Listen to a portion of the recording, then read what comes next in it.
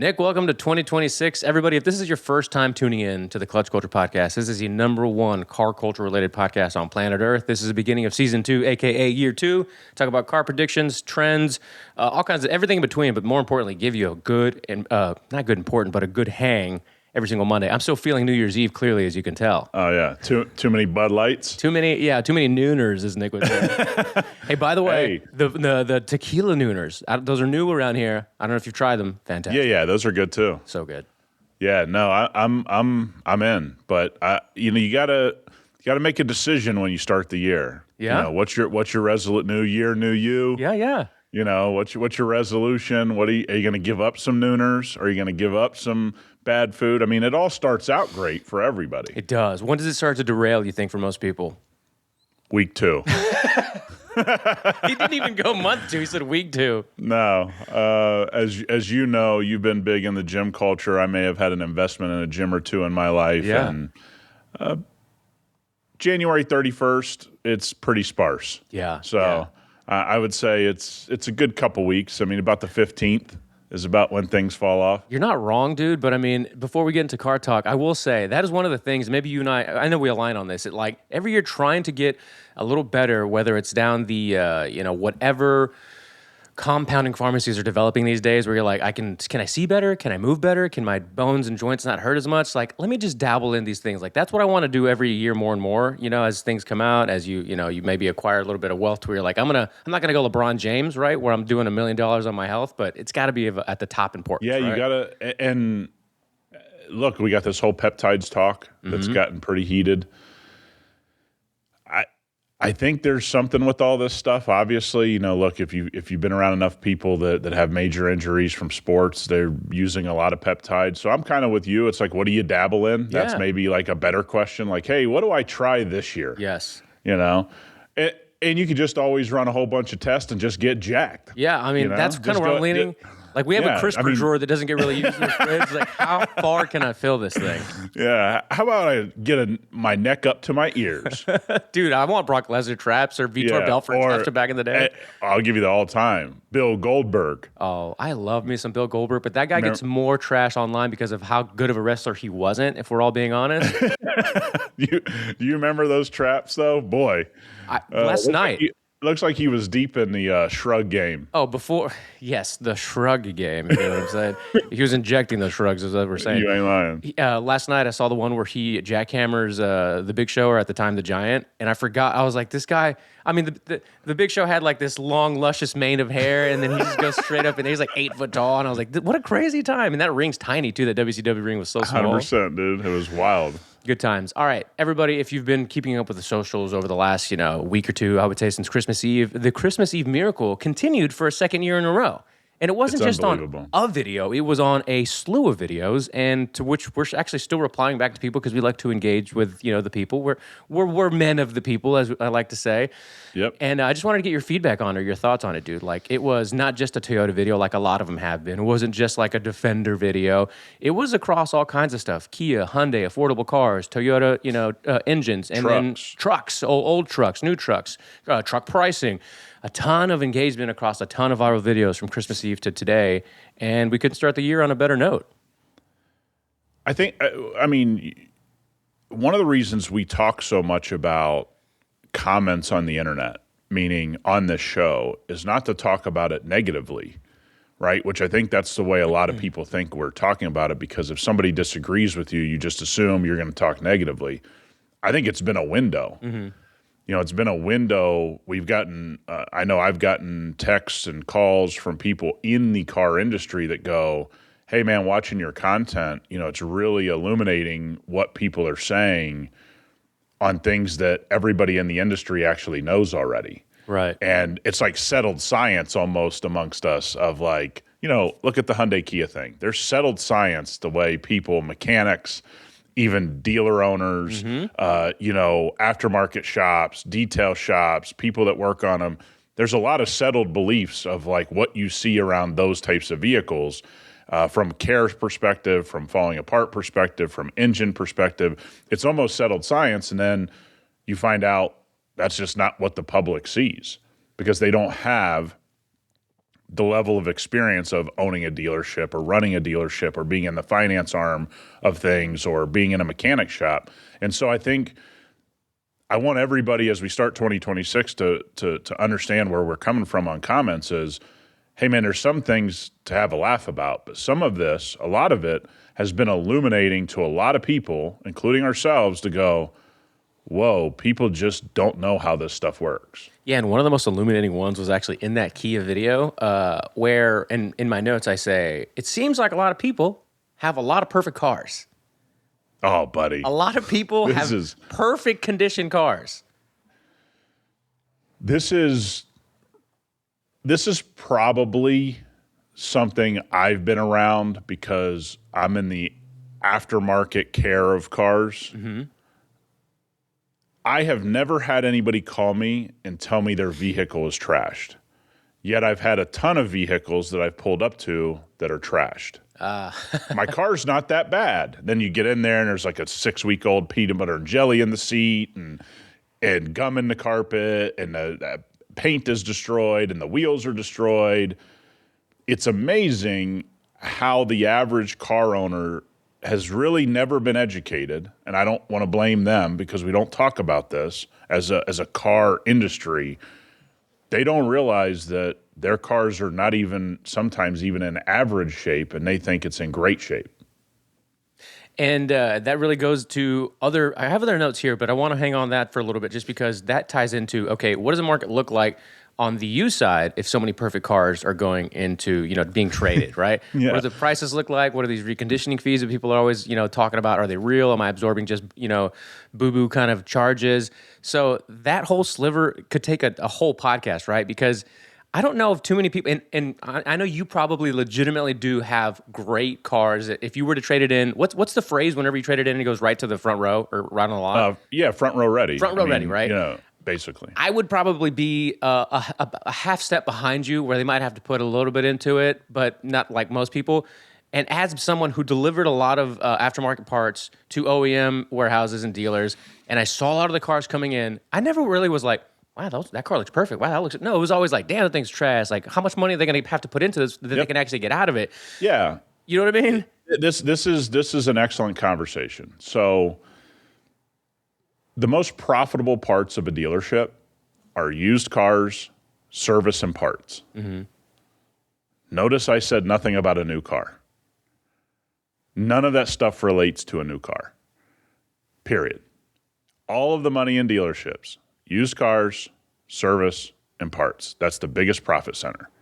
Now, they may sell more new cars, but whether people want to believe this or not, most dealerships don't make all of their money on the new car sales. Even though we've watched prices get out of control, that's why I've said over and over for the last year and a half, year and a couple months, guys, the manufacturers are the ones that are setting these prices for the most part. I get there's markups. I get we went through a wild time, but most of the time, like you have things like Nissan dealerships, even Hyundai Kia dealerships and places like that, those dealers don't make that much money on new cars. No. Certainly not to build the buildings that they have and cover the bills that they have. So the biggest misunderstanding in used car trade-in is what we see in the comments of a Hyundai Kia. I've went 150,000 miles. My exterior is perfect. My interior is perfect. I haven't had to replace one thing. Again, guys, if we all agree on a premise here, I think the conversation will make more sense. If you believe that dealers are always trying to get over on you, then why would they want to put money into a used car they just purchased? Right? Every dollar they put into a used car is less money that they make. It's very reasonable to take.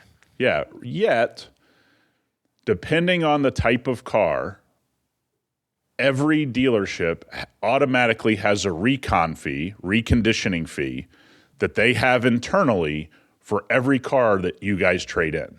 It's somewhere between $1,500 and $3,000 that they automatically budget to fix up your car that's supposedly to you in perfect shape. So, why would they automatically be willing to spend and have a line item on their budget of that car that when we buy Rob's car, we are going to throw somewhere between $1,500 and $3,000 of our money into that car to get it to a level where we can sell it on our dealership lot. And that's where you start the conversation. Do you think people, like, how likely is it for, let's just say the average Joe to go get his car appraised? He's thinking about trading it in on, we'll just keep on the Hyundai conversation, a new Palisade or something. And to him, it's in really good condition. So he goes and gets it appraised, and they give him a number. And he's like, I'll think about it. And then he goes and does what we might consider being $1,500 to $3,000 worth of reconning himself. Obviously not going to cost him that much. And then he goes back. Are there odds that he'll get a good bump in trade-in value? Yeah, I mean, we've done, so in my business, we used to do case studies when we were trying to land big clients. And you can see a huge bump if you actually turn in a car that's considered to be in excellent shape. Now, let me tell you the percentages of that. For most dealerships, they're lucky to see 1% of cars on trade-in in excellent shape. Kelley Blue Book says roughly about 3% of cars on the road are in excellent shape. Right. That's just the margin of error. They use 3% because that's the margin of error if you have like voting tolls, polls and things like that. People got to realize something. In my line of work, 3% would be a high number. Yeah, I mean, it's 1 out of 100, mechanically in excellent shape, exterior in excellent shape, interior in excellent shape. That's 1 out of 100. And every car that my customers trade in that have been working with me for a long time, they get a huge benefit because we handle getting every recall or engine or transmission thing handled from Ferrari to Mercedes to whatever car we are dealing with. But there's a huge delta, let's say, between what the consumer thinks is excellent and what is actually excellent when you run a car-based business. That delta has been massive for the 25 years I've been around it. And no place is clearer than going to an auto auction. And you go, oh man, these cars. But remember, every car at that auto auction, basically, unless a dealer's running new cars through there, is a used car. And it's a rough place to look at cars. You have to be able to visually see what you have to do. You have to know numbers in your head. What's it cost to get panels repainted? Like, there's really simple things that almost every used car has. Door dings. They're going to have to get PDR, paintless dent repair. They're going to most likely have to have one, if not all 4 wheels refinished. Most used cars are going to have tires replaced. Most used cars are going to have the interior, at the very least, gone through and heavily detailed. That's the best case scenario on most interiors. Could be leather seat repair, could be steering wheel repair, could be headliner repair, could be leather. All of these things are very normal for dealerships to have to deal with. Holes in the carpet and different things but those people will come onto a post and say, my car with 150,000 miles from a not so quality car builder is in perfect shape. These are just the facts. These really aren't Nick or Rob's opinion. Why would a dealership that all of you say are looking to get over on everybody want to put $2,500? And by the way, we haven't talked about engines, transmissions, warning lights, brakes, check engine lights, haven't had an oil change, need the transmission fluid change, need this, need that. We just talked about the aesthetics. Think about how much tires cost these days. Oh, we know. We all know. We know. Right? We all know. You can piss away $1,200 pretty quick on some tires, right? Like $1,500 is just not that much money now. Yeah. And so when you look at this is where people continue their process of losing in the car business as a consumer. If you don't know how the game works, then you go to the dealership and you go, well, they lowballed me on my trade-in. Well, they looked at your trade-in and it needs $3,200 worth of work to get this to be able to be on the dealership lot. They didn't lowball you. They have the budget in their line item that your car has to be refurbished. And it's called recon, the recon department. When we look at all of this, The reason I say this is that for the people that follow us, and so many of you ask us questions about how to buy something, where to buy something, guys, it all starts with your car being in truly excellent shape. But I have news for you. Most people don't know what that means. That's where the problem really lies. Yeah, and you know what? We ended the year talking a lot about, maintaining your stuff. Actually, all of last year. That was a big message, if we had one in 2025, which was, take the advice of your shop mechanic or go-to guy that you trust. Do the maintenance as they suggested, if not sooner. All that kind of stuff, right? Just care for the car. Can you imagine if there was a push, and maybe there is, maybe tell me if you have heard this in your line of work, where like the way that we go get a checkup every year, like our yearly checkups, right? There's two ladies that listen to the show, but let's just say most dudes are not good about going to get their yearly checkup, right? They're just like, I'll do it later. Next thing you know, it's been 5 years before they've seen the doctor or had like a blood panel done. So This is a lot of guys being dudes in the garages right now, being like, I don't have time for that. I got to put this new blower on this car, and I don't have time to go to the doctor or whatever. But imagine if every January or so at the beginning of the year, you're like, I'm going to have my car gone through. Either you do it because you're just that well inclined, or you have a go-to shop and you just have it checked over. I know so many people that never go get their car until something catastrophic happens. The idea of getting a car checked on is just like it doesn't exist. Yeah, 100%. I'll tell you a weird thing. I grew up in what you would call the Rust Belt, the Salt Belt. I see cars there. There are people that just go the whole wintertime without getting salt off their car. And then they'll tell you their car's in excellent shape. And then they want to sell it to you for a premium. I know what I have. I know. And we act like salt is this corrosive thing. Yes, it is when you leave it on the car. Right. If it doesn't stay on the car, it has no chance to be corrosive. But, I mean, there are people, I grew up with them. They were my friends, my family. It's like, well, I'm not going to have my car washed in the winter. It's just going to get dirty again. It's like, well, if the salt stays on there all winter, bud, that's a negative. Dude, that's a negative. I remember growing up, and I'd have uncles. I think even my dad would do this. This is obviously in the mid 90s or so. I can remember as a kid. They wouldn't want to go to the beach, or they'd hate it because of the salt. They'd be like, it's going to get salt all over the car. I was like, if I was 5 or 6 and I'd have known this, I'd be like, well, we're going to wash it right after. Like, I know we're going to wash it. 100%. Everybody should enjoy the hell out of their car, their truck, whatever. But you got to take care of it. And look, that takes effort or it takes money. There's only two ways that this works. Either you're going to put the elbow grease in, or you're going to pay someone else for their elbow grease. That's all that it is here. But we have, like a lot of things in life, we've told consumers 25 or 50% of the story. Yeah. We haven't told them the entire story. So if you look at, we did a case study on an S63 AMG Benz as an example with a client we were trying to land. They had a 2-year ownership window because that's all they kept their cars.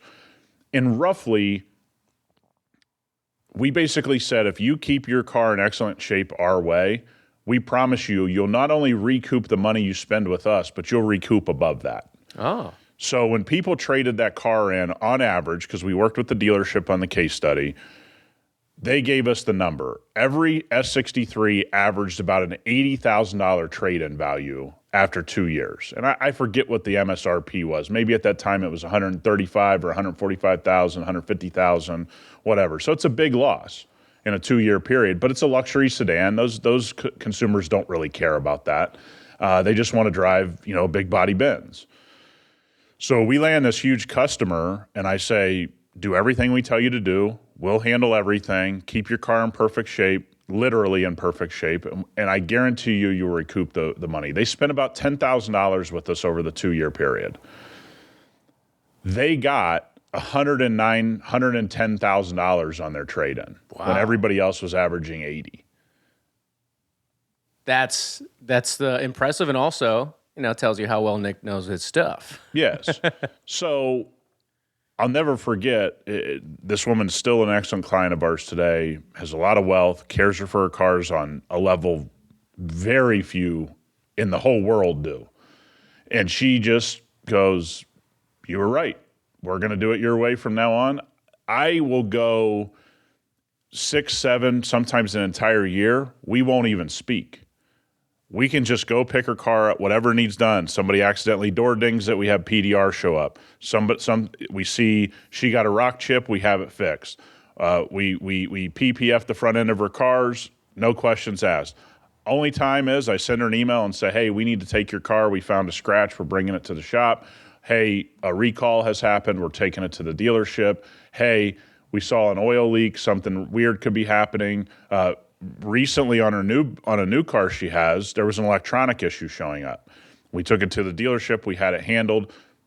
We still never talked. I just sent her an email and said, hey, we're taking your car to the dealership. The thing that people have to understand, what excellent means is way different than what you've been told. And again, this isn't to say you have to do any of these things, but the more delusional you are about the shape of your used car, the more you're going to get taken advantage of on your trade-in. And you think you're being taken advantage of because they want to take advantage of you. No, they're lowering the price because they have to put that money back into the car. I'm not saying it's a perfect system. I'm just saying that's how the system works. Interesting. So in that time, I don't know how many of these you've done, but do you have an example by chance of like, that sounds like probably one of the best case studies. Was there a worst or even a model around what you thought may have, or even if you didn't work on it personally, that you know that despite having taken care of it really well, it did not return, a higher or much higher There's some cars that can happen to that just become really undesirable, and the dealership doesn't care about what shape it is because they know they probably can't sell it for a long time. That can happen. We see this a lot in the car collection world, which is the world I spend a lot of my day, that if people don't know. I see a lot of people lose ungodly amounts of money because their car collection is in disrepair. And I know that people that have never been in this world don't understand, how do you have the money to have all these cars and how do they get into disrepair? I mean, I've had car manufacturers that gave very famous people cars that people would know, that the car company, Rolls-Royce, Bentley, Ferrari, call us in and go, that person can't be seen driving around that car we gave them in that shape. Wow. Like, that's actual stories we have. And if I told people these people's names, you'd be like, they have plenty of money. I'm like, I don't know what to tell you. They just don't take care of their stuff. So we see this from Honda Civic all the way up to Ferraris, where people just don't take care of their stuff. And I know everybody thinks it's a wealth thing, but if I've seen ultra wealthy be in this situation, and I've seen people that are driving a 1995 Honda Civic, or I've seen it everywhere. I've seen it from the top end to the bottom end to everybody in between. I mean, we had a guy stop by last year who had a 3-year-old Tacoma. The whole truck had to be repainted because he never put any protection on it, and the car stayed outside 100% of the time. Inside 3 years, the whole thing needed to be repainted. Damn. All he had to do was protect the car. You know who I can guarantee you I can see having a perfect 1% car? John Cena, his Honda Civic. I guess we wouldn't be able to see him technically. All right, but we'd see the car, but we wouldn't see him. We couldn't see him, but we'd see the car. That guy, I could tell, is just one of those, because, he's just a meticulous kind of, well-spoken. He's, the way he dresses and the way he talks about his Type R. Like, apparently he just loves Honda Civics and, like, those drivers kind of cars. But, yeah, man, that's fascinating stuff. And I didn't even take into account that if the car just ends up being not desirable through the ownership, it doesn't matter what you're going to do to it, which is a bummer. No, like, think about if you bought a Pontiac Aztec. Well, if there were psychos like you around, hold on. They've gotten a resurgence of appreciation now. Actually. By the way, in the time, there were banks that wouldn't finance them new. Well, those are smart banks. Yeah, those were smart banks. Those were smart banks. Okay, so let's just say you owned it, you kept it meticulous back in the day, and we're not talking about today, but when you bought it new, for 3 years you drove it around, you're like, I love this thing, I kept it looking perfect. When you went to trade that thing in, they'd be like, we'll give you like $12 and maybe a cup of coffee. I mean, more like, are you going to pay us to take this off your hands? Yeah. I mean, so there are just cars that people buy that are just so undesirable. I think at times this is what you see. I'm not saying this exclusively, but the depreciation curve of EVs kind of shows you that dealerships don't know what to do with them, right? So there would be a situation where you would look around and go, I'm not saying they're a bad car. Dealers are just unsure how to get them back into the market and sell them in a quick manner. So yeah, that will obviously cause you to have big problems if you have just a car that everyone doesn't like. But if you take care of your car, the money you put into your car you'll get back in some way, shape, or form over what other people trading that car in are getting. I didn't even have this on my notes, but I want to bring it up because you mentioned, you spend a lot of your time in the collector's world. And over the Christmas holiday, we saw a significant amount of videos and chatter about some of these bigger known YouTube personalities that might have their own collections that don't feel like they might be in the best position financially going into the new year. How do you think those situations tend to fare out? Well, I mean, the numbers that have been released on some people's collection, they've taken a huge hit. I mean, they're taking a huge hit now. I mean, that exotic market historically has been volatile to the downside. It's very rarely volatile to the upside. We have a point in time now where that's happening. You see that with Porsches or certain Lamborghinis or certain Ferraris, sure. But if somebody buys a new hypercar, supercar, they've oftentimes lost a lot more money than people have really ever been able to put into words because it just wasn't as public. Now you're seeing a lot of liquidation amongst a lot of YouTubers. Yeah. And I think some of it has gone under the radar. Some of it, those people, those YouTubers have shared as content and said, hey, I lost 200 grand here. I lost 280,000 here. But I think largely you're going to see liquidations go up. I think it's inevitable. I think the YouTube car bubble of supercars, hypercars is kind of deflating. I won't say it's bursting because everybody's in a different financial position, but it's already happened. I mean, if you guys don't follow that stuff, there's been a lot of liquidation already. Yeah, it's pretty interesting. What do you think it does, in your opinion, too? Because we've been talking about this for a while as well. The interest has just started to shift, and maybe it's in our corner of the internet because that's just the audience that we've developed. It's what we talk about. You made a really good comment or reply to somebody where it was like, nobody talks about sub $40,000 cars more on the internet than we do, which is true. So maybe we've garnered that attention. But I think overall, too, outside of our corner of the internet, more people do care about the LX kind of cars or hatchbacks and, more affordable, friendly cars. Maybe not because they can't themselves afford it, but because they just don't find the interest or the desire to go and spend the extra money on the premium.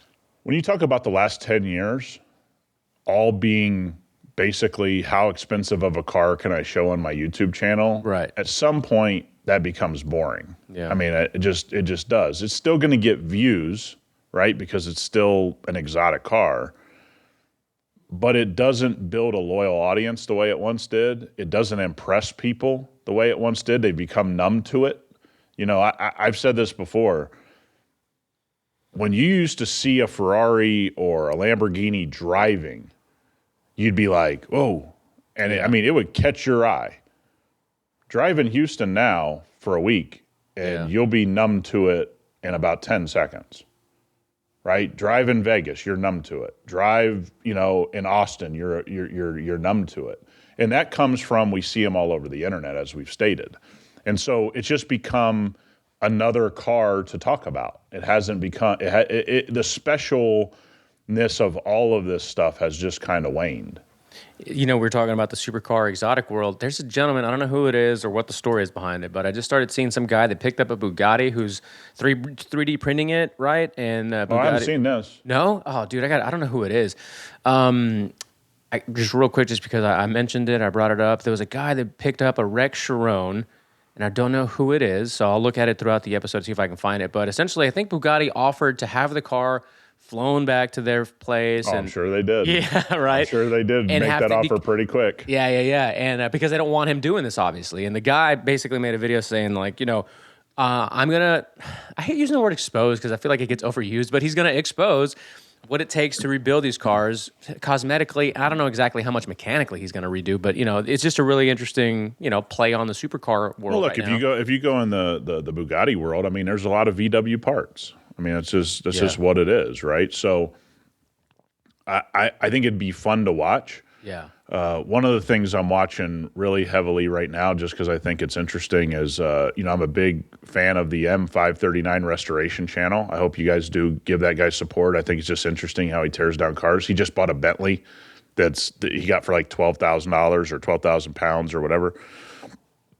And he's just finding all kinds of issues, and he took it on its first test drive, and it started to overheat. And it's like, I don't know what it is. Like, that's just more interesting. Yeah. But the idea that Bugatti cares about him doing this to a Bugatti, no, they want his money. Yeah, I mean, let's talk about what it is. I mean, Exactly. they want his money. He talked about, okay, so the channel I believe is FXA or FX Alex G. I haven't seen that channel. I have to check it out. Me neither, but I bought a broken $6 million Bugatti and tried to repair it. So I've been seeing this guy pop up. Again, there's a lot of car YouTubers out there. So the fact that I haven't seen a channel that's got nearly 1 million subs at this point isn't even surprising because there's just so many people doing different 100%. stuff.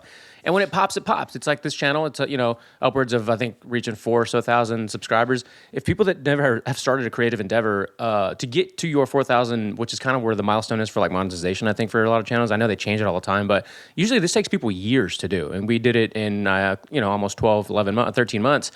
People like this, if something pops, I mean, he could have had 20,000 followers and then bought this Bugatti and came out of the undergrounds of whatever he does and got 1 million overnight essentially. So I'm going to keep up with this because I find it interesting. And he also said, they just want me to send my car there. They're going to keep it for a year. They're going to charge me all this money. Yep. And, that's kind of the name of the game, which you just described that perfectly.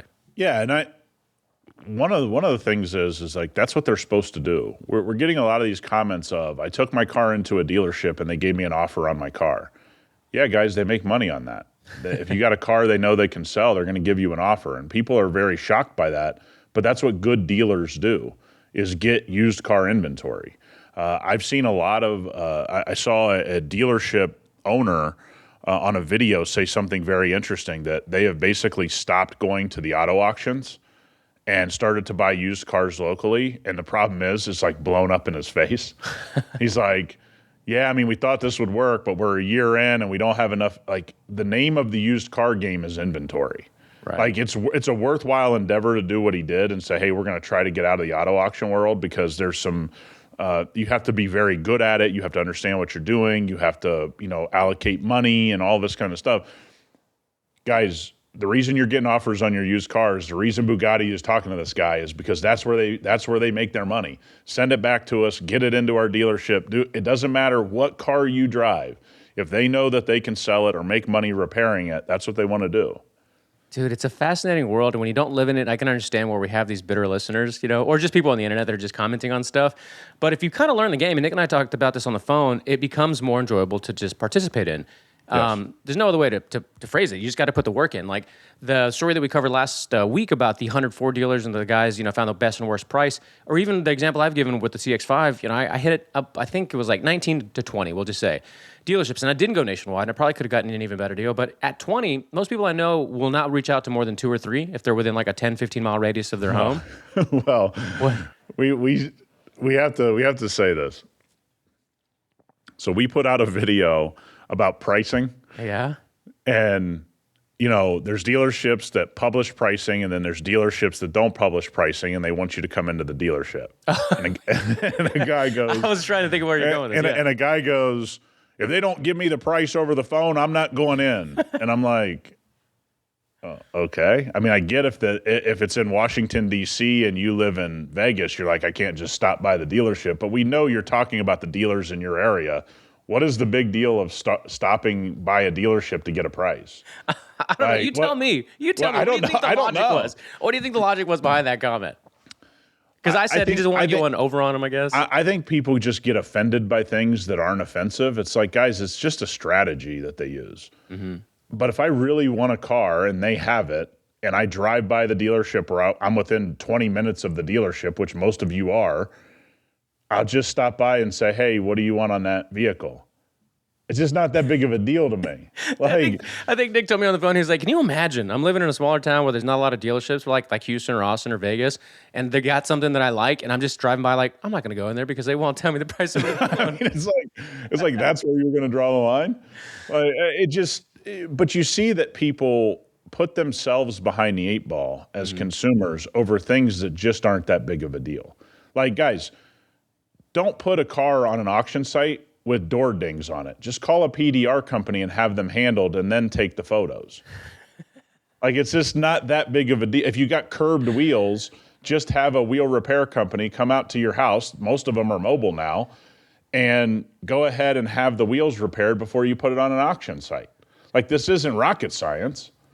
That was just so funny too, because it was a Nick's voice that he does on the podcast. He was like, "Well, I'm not gonna stop by the I'm not stopping there. You didn't give me the price, brother. I'm not stopping there. You ain't getting over on me. I'm not falling for your little games." It's like, what's the game? Just car. ask him for the price. Yeah, keep the car that I like. That's Yeah, on your lot. I love this car. I'm not going to stop because you wouldn't give me a price over the phone. That's so funny. Oh God! All right. We talked about earlier dealerships not making money, right? We talked about that, and I have a video pulled up. This is the start of the year for me right here. I got 3 monitors. I just lost one that has all of my notes on it, so I'm not even going to try to restart this monitor. I'm moving over to another one because I had some backup notes. Have you heard that Volkswagen apparently has not made any money at their dealerships in like the last 2 or 3 months? Like new dealerships apparently have not made any money. And then that gets to the conversation that's gotten pretty heated, which is the Scout stuff coming up. Did you know? Okay, that's exactly what I was going to bring up. So there is a gentleman, 4th generation dealership owner in Colorado. He's also the chairman for like the dealer, some sort of dealer automotive group, chairman of Volkswagen National Dealer Council. Okay, so that what that means is like that's just like a dealer association of people that sell Volkswagen products. In that region or national? It could be national. It could be both. I mean, it could be. Did say national. Yeah, so you have dealer associations by state. They're basically lobbying arms for the dealers in the state. Okay. You have, group, big group, Volkswagen being a group of dealers, right? Let's say they have 500, 1,000, 10,000, whatever the number is. Then you'll have somebody that they make like an association. A lot of this stuff is redundant, and they'll talk like they have some kind of connection with the corporate world of Volkswagen, and we're going to, on behalf of the dealers, we're going to talk to Volkswagen Auto Group. It's like, yeah, I don't think they care, but okay.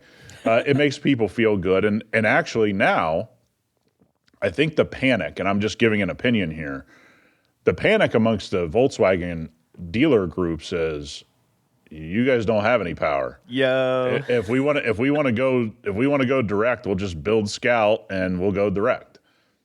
And I got to imagine it's pretty bad internally between all of these parties right now.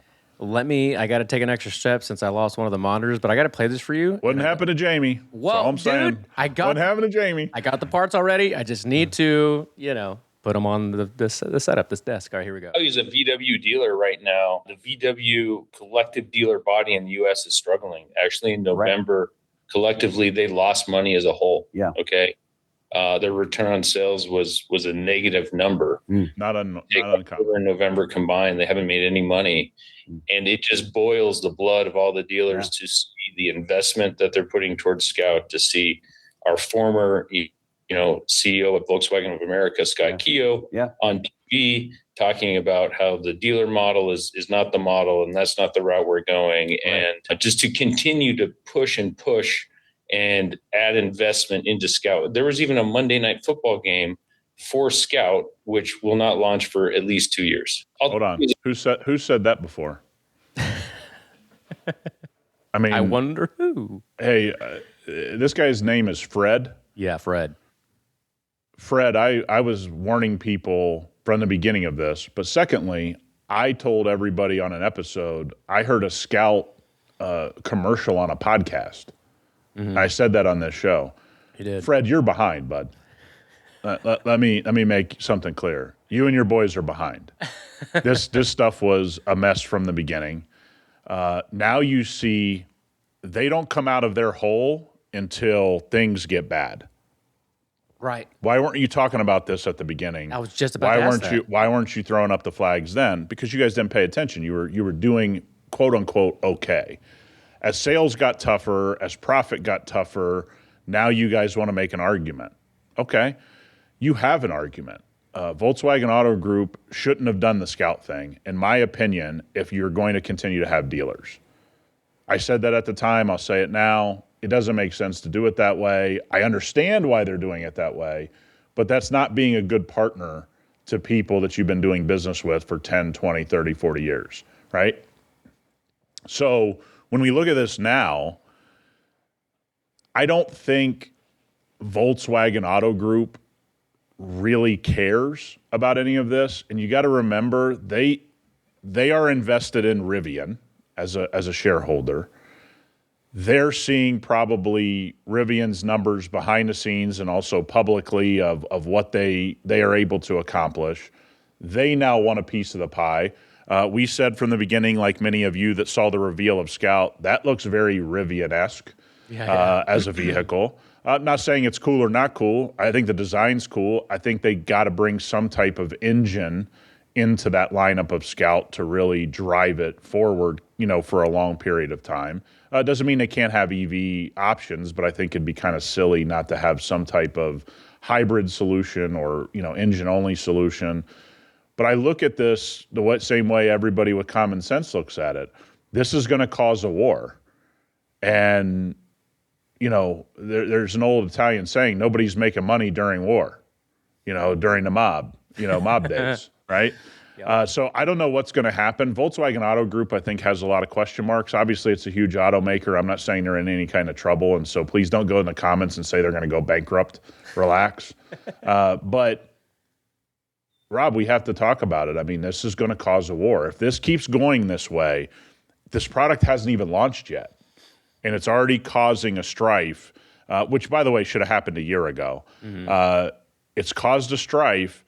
When profits dry up, when money's not being made, the strife gets bigger, and there's no money being made during wartime, so to speak, when a war like this happens. And we've never seen something like this unfold, this kind of conversation. Forever, we've heard people say, oh, we should go direct to consumer. And, obviously you got Tesla, but in the big automotive groups, you've never seen this.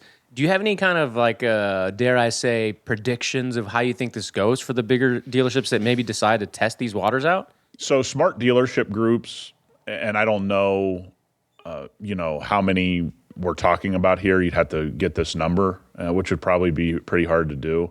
There's a reason why most dealership auto groups own damn near every brand, right? That they're like, okay, we got a Honda dealership. Now we're going to get a Hyundai dealership and a Kia dealership, and we're going to have this and we're going to have that. Because when one's doing bad, one can float the rest of the whole group, right? The question that would be pretty interesting to think about is, what if a dealership group just says, we're out to Volkswagen Auto Group and says, okay, this is what you're going to do. We're just relinquishing our rights to your dealers and we're out. If they do that en masse, and that would be the bargaining chip. The bargaining chip of this dealer association, the Volkswagen Dealer Association in America would be, we get all the dealerships groups together and say, we'll close the doors tomorrow. You can come pick up your inventory. That's really last hope of getting Volkswagen Auto Group to even come to the table. All these little threats and legal threats and all of this kind of stuff, you're going to have to get, it'll show how good their lobbying is in each individual state, as well as nationally, through Washington, D.C., if they can get the Scout thing shut down or not, and say you got to go through the dealer network, because there are states that are very, very strict, that they're very, very, very leery of letting these old school, auto groups like VW or BMW or anybody to go direct. This stuff has been tried before. It's been shot down. There's been arguments in courts in different states. I don't really know what's going to come of it, but I can tell you there's only one way to make Volkswagen Auto Group come to the table and say, we're all going to drop our dealer. We're all going to just shut our dealerships. They're not going to do that. There's too much money to be lost. But that's the only gun they have, and it's the only bullet they have in the gun. Dude, that's crazy. And funny enough, when I was reading about this one in Colorado, they are one of those states where it's not as you described, hard nosed about it. And that's why this is kind of coming to light, because they're almost trying to obfuscate some of the written law and legal, wordings of how this stuff operates. So that's where it's going to be, I guess, the example of how good can they penetrate the verbiage of what they can and can't do or are not allowed to do. State legislature, national legislature, this is where you spend all that lobbying money. So one thing guys will get real pissed off about, especially rich dealer guys, I've put all my money into this lobbying. Right. I've chipped in my millions of dollars over the years, and you guys couldn't stop this. That'll be another war that happens. They'll be like, where's my money? Right. Why am I paying all this? Yeah, why did I pay all these years? Why did I give all these years? There's a lot of cash in a lot of places that have flowed to a lot of things that when those things start to break down, war happens. Hey, let's be real. They don't give a damn about your foundation, all right? They don't give a damn about your foundation. They don't care. That's the old charity scam that people fall for all the time. Like, oh, they're helping this. No, they aren't. Shout out to Nick for he recommended. I had already, in all fairness, I had heard Landman was great, and then Nick was like, "You're fucking up. You need to watch this already." Have you gotten to season 2? Episode 1 of season 2 is where I'm at right now. Season 1 might be the peak. Really? I'm for all you out there that are watching it, I'm gonna tell you, real disappointing season 2. A lot of not getting oil out of the ground. I'll tell you that. Son of a bee. I know. Do I need to drive up the road? Taylor Sheridan just, worried too much about his steakhouse here in Vegas to write a good script for season 2. I don't know. I got to figure it out. Great. You know how bad I feel when when a season 1's great, and then the rest of them, I'm like, I just don't know what to do. Buddy. Let me explain when I'm watching it. The last few episodes, I'm like, what are we doing here? I do a lot of yelling at my TV of course, like I'm 95 years old. Yeah, I can see that totally. I'm like, what is going on here? Can we pull some oil out of the ground? You're trying to plug the holes. Like, why didn't you do this X, Y, Z? I just want to see some guys working on the rigs, dude. I just want to see how the shit works. If I don't see at least 2 or 3 more explosions in season 2, I'm gonna be real pissed. Here to tell you, it's over. As soon as my wife says, I'm like, no. Nick said it's terrible. She's gonna be like, what the fuck are you talking about? You need to watch it so we can talk about it. All right. It can't be any worse than Stranger Things. I haven't kept up since season 1. Apparently, we got. I don't even know what it is. I don't know. Everyone's kissing everybody. They're kissing Demogorgons. It's like New Year's Eve all over again, apparently. I don't know, man. I don't know what's happening. That's funny. Did you watch the end of that Ole Miss game last night? No, I saw the Miami game, though. That was a great game. Yeah, come on, man. Don't bring that up. Don't bring that up. Don't be that guy. Legitimately, my oldest brother is a huge Miami. Since I was growing up, the U is all I ever heard. His wife, my sister-in-law, got him a game ball, that was some special game ball. I don't know a whole lot about it, especially old college ball. And he's, rambling off all these awesome players. I know some of it, I get it, but Miami, or I don't know, man. But whatever, that's your thing. So, but I knew to bring it up because I'm sure you enjoyed it as well. Yeah, that wasn't a good day, was it?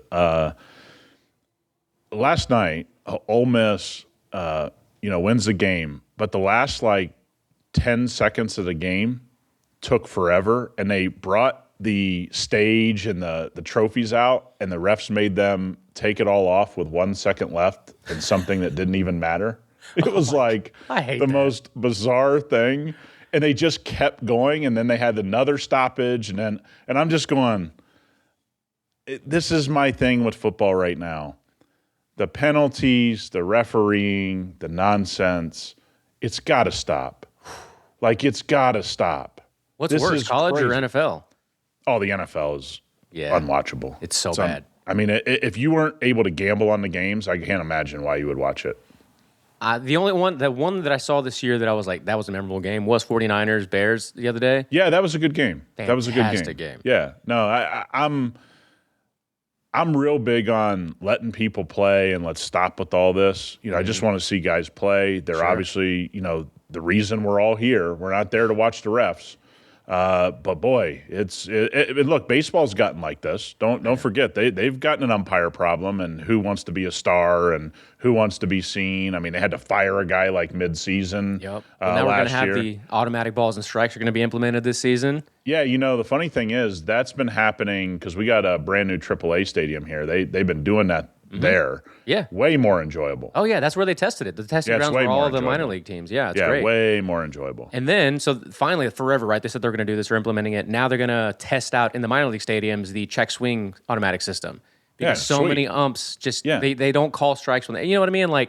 They want to be the show. The comments are always funny. It's it's another ump show. It's another ref show. These guys just don't let it play out. Yeah, and if you've ever talked to referees or umpires and been around them, it makes sense why they act the way they do. They just think that they're part of it. Yeah. And I've always said, if the refs or the umps aren't going to go be questioned after the game, they shouldn't be part of the game. That would have fixed the ref problem in every sport 50 years ago if you made these guys go talk to the media about why they did what they did during the game. Dude, that would have stopped because they would have been held accountable. Wholeheartedly. And as the UFC came to an end, there was a couple of fights, especially in one card. I can't remember which one. I probably tried to remove it from my brain that there were so many early stoppages. Yeah. There's another example. I mean, athletic commissions, if all these people had to answer for bad judging, bad stoppages. Bad scorecards, and again, by the way, everyone's human. I'm kind of cool. If the guy comes to the podium and goes, hey, we missed the call. What do you want us to do? I mean, we're human. You'd be like, okay. Yeah, but then, then you start mentioning the patterns. Like, I understand that, sir, but the pattern here is showing that you're a little beyond just human. Hey, the stoppage thing gets people. You want to talk about the internet going crazy. Let a bad stoppage happen and people. But first thing I do is go to X. Yeah, but just so you and I know, for people that have never an early stoppage is better than a late stoppage. Let's be clear. I agree with you. Listen. I mean, all right, but listen. If we're closing out the year, we're making this bang. Like, oh, thanks to our ESPN partners, and it's a great this, that, and the other. And then 3 of the cards end early. I'm like, all right, okay. Well, the best part of it was when people complain and they don't realize that the UFC and they don't hire the refs, that it's all exactly an athletic commission. Total casuals that are getting at it like the ownership. They're like, oh, they fixed the fight. It's like, bud, that guy is the athletic commission. Yeah. You know, the judges aren't paid by the UFC or by boxing. They're paid by the athletic commission. Like, it's just a crazy, crazy world. But I really think last night was the dumbest thing I've watched in a very long. I was texting buddies that I know were asleep on the East Coast. Yeah. I was like, you got to go watch the last 10 seconds of it. I mean, it was pandemonium over nothing. So the game was clearly over, you're saying? It was over. It was over. It was completely over. And guy threw the ball backwards trying to run back a kickoff, just like a last Hail Mary. The ball goes out of bounds with quote unquote 1 second left. Oh. That 1 second took like another 20 minutes. Ugh. It was brutal. Absolutely brutal.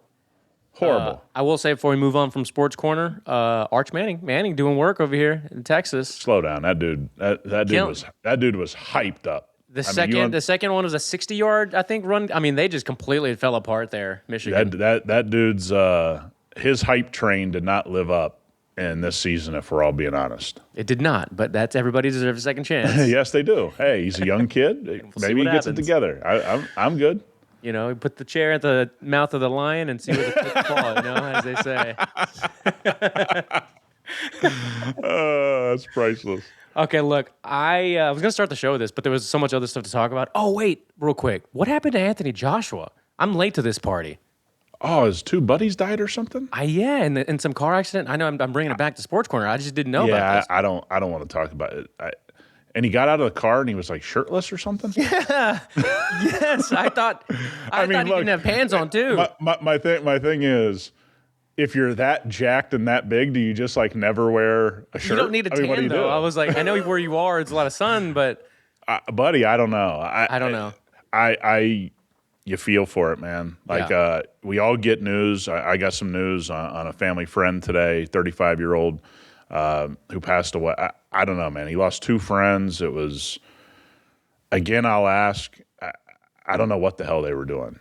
I mean, I don't know. I don't want to speculate. I mean, I'm glad but I think it was his trainer, right? Yes, I believe it was his longtime trainer and friend. It's bizarre. Man, that's bizarre. Yeah. Let's not vacation around there, though. You know what I'm saying? Yeah, I'll just go somewhere else. Like you said, let's go to the beach. We got plenty of them. Okay, all right. Back to cars real quick. So Volvo, dude, the V60's gone. No more wagon. This is what we all kind of say. If you never been around them or owned them, great family vehicle. Just doesn't look like they could keep the sales where they need it to be. It's understandable. Everybody's transferred over to SUVs. It ran for a long time, man.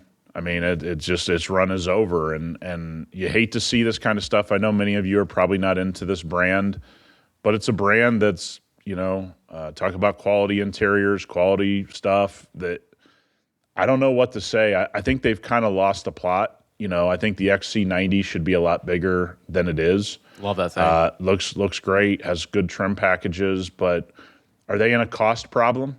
That's what you have to ask about a company like Volvo. Have they kind of lost the plot at times? Or like we've seen Acura here recently, Infiniti, those types of brands. I still think, and I've owned Volvos in my life, I would say they all did well. They were all great to own. The thing that you really look at now is how do they kind of get some footing? And it's kind of in the United States, it's kind of regional, much bigger in the Northeast than they are in the Southwest, as an example, much bigger in the Northeast than they probably are in Texas. So I think it's just a little too regional, and I don't know if they put enough, marketing and understanding behind their brand in today's world. That's pretty hard to overcome. Yeah, dude, it's a bummer. I like seeing those things around. There's a guy that he took like an older one and got a custom body kit of some sort and did a bunch of like nice OEM plus things to it. Oh. When they look good, when somebody, you lower them a little bit, you get the stance right, things start to look pretty awesome. Yeah, and it makes you wonder, and I know it's all cost. We can always say it goes back to how much it costs to put into it, how much can they sell it for, and how many units they sell. But you got to think that with all of the marketing power behind some of these bigger companies, you can make people like the thing you make. I guess that's the point I was getting at is like, I don't know that they've done enough to tell everybody about the safety of the cars, about how nice everything is, about how much they put into the fit and finish, which basically is probably unrivaled at that price point. For sure. For the longest period of time. Not that matters to all of you or everybody, but if you're spending the kind of money people are spending now, I think there's a way to tell the Volvo story that Volvo's just kind of unwilling to do. Yeah, it's a bummer. On a better note, though, hey, we're starting the year out with a Allure TRX coming back. Obviously the SRT badge is coming back. So my favorite, we get to see more of these SRT badges all over the vehicles. I cannot wait to see that shiny chrome SRT badge. Or if you black it out, whatever. I just would like to see 23 of them. Oh, look at that graphics package. I mean, looks kind of sick. Needs a little bit of blue in there. Red, white, and blue. You would not have that on your truck. 1,000% I would. What are you talking about? Oh, wow. I need to put some blue in there. If we get the Star Spangled Banner kind of like sparkly stars or something on the back too, I'd be all for it. And we need an SRT badge on every door. So it'll be 1, 2, 3, 4. That thing looks pretty mean. We need about 6 badges, if I'm being honest. Yeah, let me see. We got all these doors. I'm dead serious. 6 SRT. Oh, look at that green back there in the background, too. Yeah, that looks good. That looks really good. Talk about a truck that was done right. Yeah, it looks good. Now, you have the ultimate question about a Stellantis product. How's this thing going to fare with 10,000 miles on it? Earlier when you were talking about, these motor groups that have all these big brands, when one brand's not doing well, another one carries it. In my mind, I'm like, who's carrying this motor group? Yeah, it's a pretty tough scene at the Stellantis offices these days. Yeah, it looks awesome, man. Who comes out a winner if we're all being honest here with all these brands? Are we just going to keep leaning on Ram and Dodge? All of Stellantis? Well, Chrysler's all but finished. It's a van. Feels like their brand is defined by a minivan. Yeah, it's probably not going to end well for that. I mean, it'll be around, but if they sell it or whatever. The Ram, Dodge, I've said this before, I think Durango has to get better.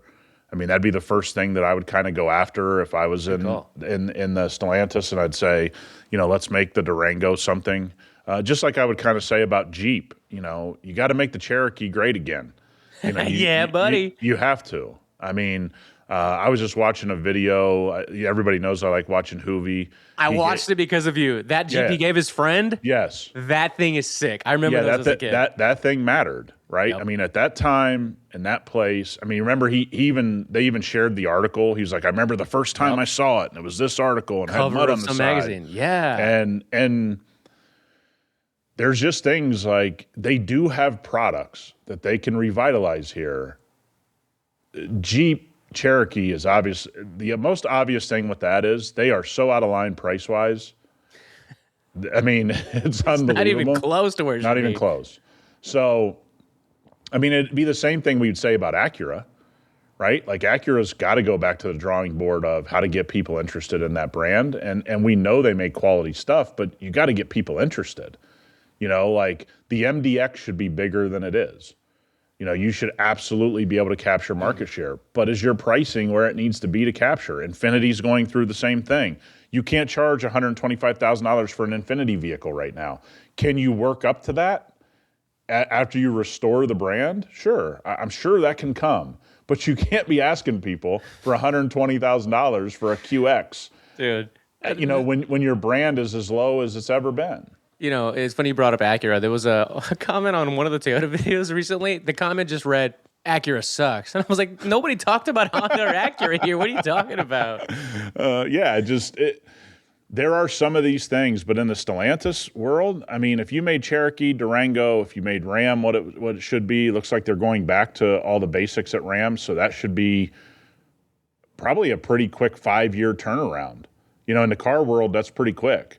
They can get a lot of traction over the next 5 years if they're doing things other people are unwilling to do.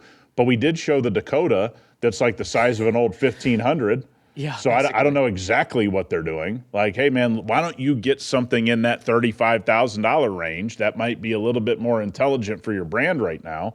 But it looks like they're moving in the right direction, which we said once Kaniskas came back that they were going to move in the right direction pretty quickly. They still have quality questions throughout anything Stellantis owns. So that's going to be the question for Ram, number one, is you guys are doing all the right things, headed in these directions. You can get interest. But what you can't have is massive problems out of the gate with these, bringing back these big engines. I hope you have it quality figured out right now. Like, they don't have the Honda, the Toyota, they don't have that brand equity that people are just going to trust you because it's been a rough go of it. All right, so as we start, as we land the plane for this first episode of the year, I got to ask you, and people will want to know, if you were to say some sort of predictions on the used car market, the enthusiasts that held out last year, because we talked about prices coming down, things starting to normalize and stabilize. Would you have any words of wisdom or advice for people that, they're stashing away cash and they're going to have, 10, 20, beyond K to go drop on something? When to maybe kind of continue to hold? Any assumptions? Well, look, there's a lot of good deals in the wintertime. As soon as you hit spring, you could see the prices elevate just a touch because everybody's kind of coming out of hibernation, and I want to go smell the flowers and get out in the sun, top down, hair blowing. Like it gets a little hairy right out of the gate. Midsummer's another good time. You'll see a lull in the midsummer. Always great to buy a car, used or new, that December 20th through December 31st. Great time. If you guys missed it, good time to buy. People are trying to unload inventory. I think it just depends on what you're looking at. A lot of people, the Porsche market looks as hot as ever, especially on the used side. Guys, then if you're mad about how hot that is, don't expect that to slow down by 50%. That's not going to happen, right? That isn't going to happen. Can you imagine wanting that to happen or expecting that to happen? The reason I say it that way is, guys, you have to understand, there's people like sitting around waiting for Porsche to come down a significant amount. It doesn't look like that's on the horizon. Now, if you have some kind of crazy economic event happen that none of us can predict sitting here, at the beginning of January 2026, yeah, man, anything can happen. I just wouldn't be expecting it. That's a little foolish. And go, again, probably the thing that we said at the end of the year that I want to reiterate, get in where you fit in. There's good stuff at every price point. Yes, some of it's going to be more mileage than maybe you really, quote unquote, wanted. But I think you're going to see prices not only stabilize, you'll have 5% here, 10% there. On certain vehicles. You may see a bigger drop amongst other vehicles that the inventory on the used side starts to go up on. I wouldn't expect to get a big deal on a bunch of Toyotas. There's still crazy low supply on new Toyotas across the entire brand. So you got to understand what you're looking at, and not every segment of the market is going to react like the other segment. So a Grand Highlander might keep its price elevated, but you can get a deal on an MDX, right? It's essentially the same marketplace, same customer, but those two brands are in wildly different places. And Toyota doesn't have to discount their stuff, not with the supply being what it is now, not how quickly they sell everything. So you can't just bitch because you want to buy something, right? I want to buy this car and that price isn't coming down. It would come down if the supply and demand made sense for it to come down. So I don't think you can keep waiting on that stuff when the supply, and by the way, you guys can look that up. Days of supply on the lot is available data at ChatGPT, Google, whatever. It's very easy to understand that when there's not huge days of supply, don't expect the prices to come down. Hey, look, I got to say it one more time. When are we going to make Nick's buying guide so people can buy it themselves and take all of your advice? They're going to have it in a pamphlet in the back of their pocket, like a pocket constitution, where they're going to read all of Nick's notes on how to buy a car. Pocket constitution, that's wild. That's wild. No, that's American is what it is. No way you know somebody that carries one of those. I used to carry one. Oh, my God. I'm just kidding. I thought about it, though. It's kind of cool. So when you get pulled over, you go, officer, look at this. I didn't know what I would do. I'd go for my license. And I'm sorry, I dropped my pocket constitution. Thank you for your service. And then I'd pick it. That's exactly how I do it. That's exactly why I wanted to do it. It's funny you say that. Somebody come get your boy Rob. That's wild. Did I tell you real quick that I got pulled over right before the end of the year? No, what was that like? I didn't. Oh, my God. I forgot. I was meant to tell you last week. It was on one of these trips coming back and forth from Houston. Long story short, I got pulled over. I hadn't been pulled over in years, dude. And I was just in the zone, right? End of the year, jazzed up. Things are going great. I'm just jamming out. And I see the lights all of a sudden. I'm like, damn, was I speeding? I didn't even pay attention. I didn't even know.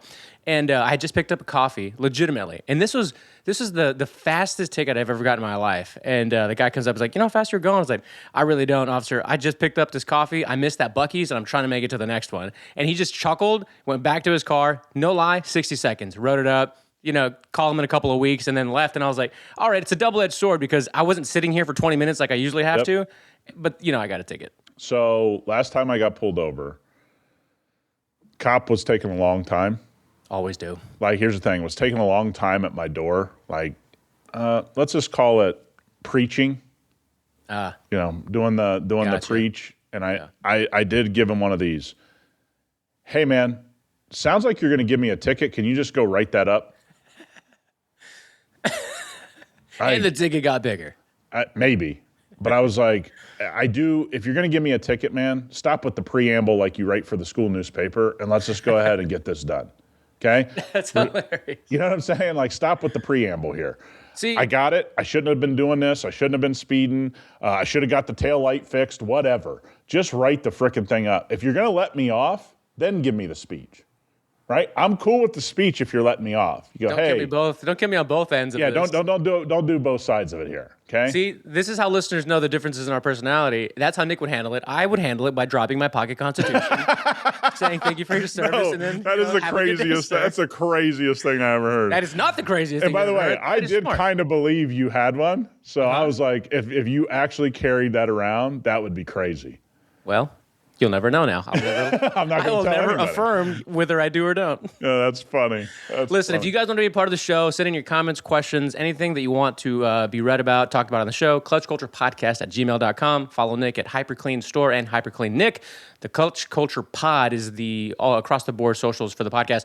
Do us a favor, go comment on any of the last 7 or 10 videos. They're already going viral as it is. Drop a comment, good, bad, indifferent. The guy that said Acura sucks on a Toyota video, whatever you want to do, just keep the fire going. Do you? We'll see everybody next week. See you guys.